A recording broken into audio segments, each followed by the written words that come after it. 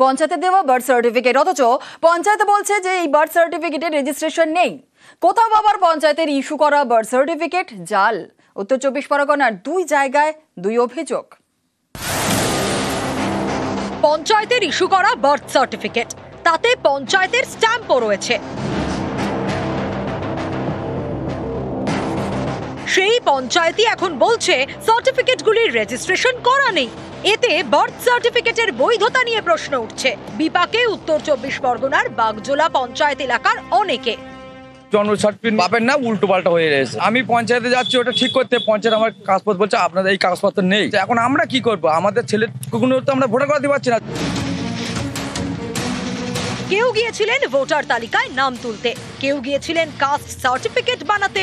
সবাই বাদুড়িয়ার বাগজোলার বাসিন্দা। 1-2 নয়, সংখ্যাটা হাজারেরও বেশি। তাদের মধ্যে শতাধিক পড়ুয়া। স্থানীয়দের দাবি, কখনো পঞ্চায়েত জানাচ্ছে বার্থ সার্টিফিকেটের রেজিস্ট্রেশন করা নেই, কখনো আবার বলছে রেজিস্ট্রেশনের খাতাটাই হারিয়ে গিয়েছে। আমরা বলেছে যে রেজিস্টার খাতা হারিয়ে গিয়েছে। আমাদের তো স্কুলে দরকার হয় অনেক কাজে জন্ম সার্টিফিকেট। আমাদের পঞ্চায়েতে মিটিং আছে, ওখানে একটা সিদ্ধান্ত আমাদের নেওয়া হবে, কি হয় দেখা যাক। সমস্যার সমাধান করার চেষ্টা হচ্ছে আমাদের। উত্তর 24 পরগনার বারাসতে অন্য অভিযোগ। এখানকার একটি পঞ্চায়েত থেকে জাল বার্থ সার্টিফিকেট ইস্যু করার অভিযোগ উঠেছে। সম্প্রতি কেরলে মানিক বিশ্বাস নামের এক ব্যক্তিকে গ্রেপ্তার করে পুলিশ। তার বার্থ সার্টিফিকেট ইস্যু করা হয়েছে ছোট জাগুলিয়া পঞ্চায়েত থেকে। কেরল পুলিশের দাবি এই সার্টিফিকেটটি জাল। বাংলাদেশ থেকে এ রাজ্যে ঢুকে জাল নথি তৈরি করা হয়েছে। সার্টিফিকেটটি ইস্যু হয় 2021 সালে। সেই সময় ছোট জাগুলিয়ার প্রধান ছিলেন নুরুল হক। বার্থ সার্টিফিকেটে তার সইও রয়েছে।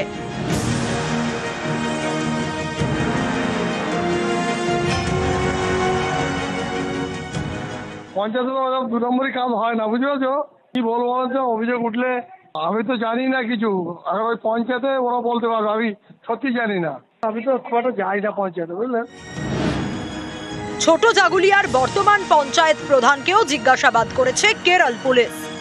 অনুপম সাহা ও জিয়াউল আলম, নিউজ 18 বাংলা। কারো থেকে পুরনো সোনা কেনার নামে টাকা নিয়েছিলেন, কাউকে আবার কম দামে সোনা বিক্রির প্রতিশ্রুতি দিয়ে টাকা নিয়েছিলেন। সব মিলিয়ে প্রায় 20 কোটি টাকা নিয়ে চম্পট পশ্চিম মেদিনীপুরের বেলদা বাজারের নাম করা পুরনো সোনার দোকানের মালিকের বিরুদ্ধে।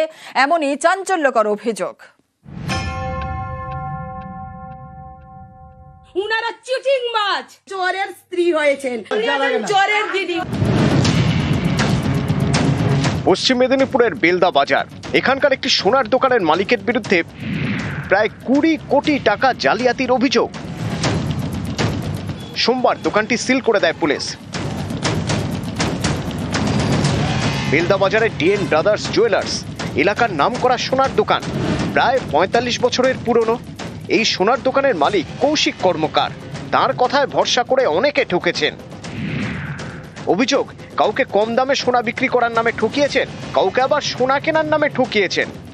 সম্প্রতি কৌশিক কর্মকারের কাছে প্রচুর পুরনো গয়না বিক্রি করেন কোলাঘাটের আরেক সোনার দোকানের মালিক, যার বাজার মূল্য 2.5 কোটি টাকারও বেশি বলে দাবি।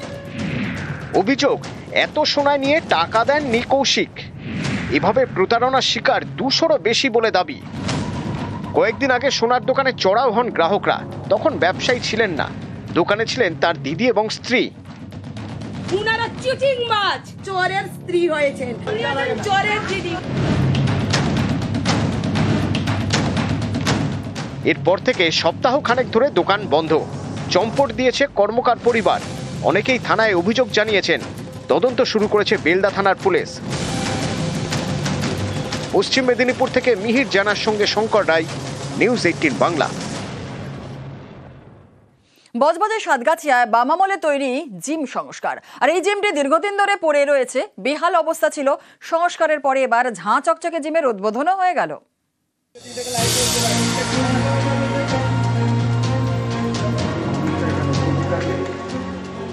নতুন জানলা, দরজা, টিনের নতুন শেড, ফুটবল মাঠে ঝাঁ চকচকে জিম সেন্টার। দক্ষিণ 24 পরগনার বজবজের সাতগাছিয়া। এখানকার মুচিসা ফুটবল মাঠে বাম আমলে এই জিমটি তৈরি করা হয়। দীর্ঘদিন ধরে পড়ে পড়ে নষ্ট হচ্ছিল জিমের সরঞ্জাম, নষ্ট হচ্ছিল জিম সেন্টারটিও। সম্প্রতি সেটি সংস্কার করা হয়েছে প্রায় 4.5 লক্ষ টাকা খরচ করে। রবিবার এই জিমের উদ্বোধন হয়ে গেল। সকাল বিকেল খোলা থাকবে জিমটি। আমাদের জিমটা উদ্বোধন এবং টয়লেট উদ্বোধন হলো, খুবই ভালো লাগছে। পানীয় জলেরও ব্যবস্থা আছে এখানে। সকালবেলা করে অনেক মানুষ হাঁটতে আসে এবং বিভিন্ন অনুষ্ঠান হয়, তাদের খুব অসুবিধা হতো। সমস্ত ছাত্র ছাত্রীরা এখানে ফুটবল খেলতে আসে, তাদেরও খুবই উপকার হয়েছে। তার জন্য আমরা খুব খুশি, তাই আমরা এমপি সাহেবকে ধন্যবাদ জানাবো। সত্যি কথা, সিপিএম যে আমল থেকে ওই জিমটা গোডাউন হয়ে পড়েছিল, কোনো বাথরুম ছিল না। লেডিস এবং জেন্টস বাথরুমও আমরা মাঠের স্বার্থে মানুষের স্বার্থে করে দিই এবং জিম ঘরটা সুন্দরভাবে আপনাদের চ্যানেলে দেখানোর পর সুন্দরভাবে করি। বজবজ থেকে সমীর মণ্ডল, নিউজ 18 বাংলা।